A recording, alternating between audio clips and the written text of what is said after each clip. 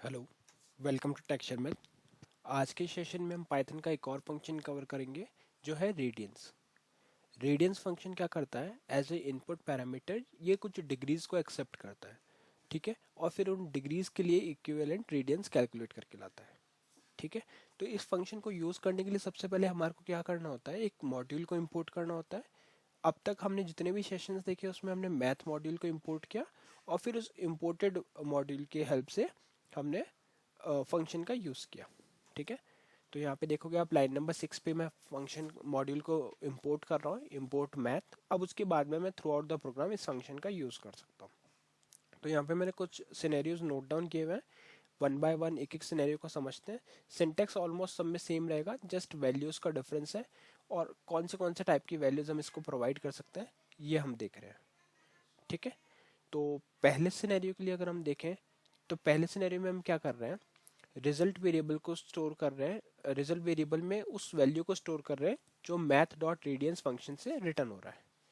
तो math dot radian function में अगर आप यहाँ पे माउस लेके जाओगे तो आपको दिखेगा convert angle x from degrees to radians. तो आप जो भी वैल्यू उसमें प्रोवाइड कर रहे हो वो एज ए डिग्रीज कंसिडर होगा और उसका रेडियंस ये कैलकुलेट करेगा, ठीक है।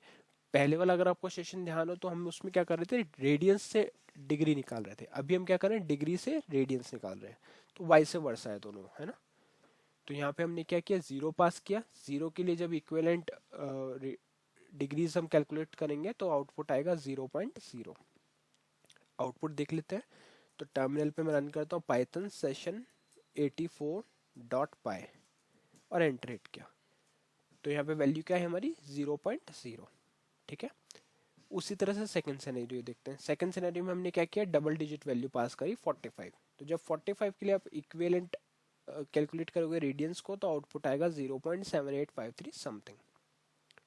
वैसे ही थर्ड सिनेरियो में वापस से वैल्यू चेंज किया तो वो हो गया 90। 90 के लिए कैलकुलेट करोगे तो 1.57 समथिंग, ठीक है। इस तरह से आप ट्रिपल डिजिट भी डाल सकते हो। जैसे यहाँ फोर्थ सिनेरियो में हम क्या कर रहे हैं, ट्रिपल डिजिट वैल्यू पास करिए 180। तो 180 के लिए वैल्यू कैलकुलेट करके लाएगा 3.141 समथिंग, ठीक है।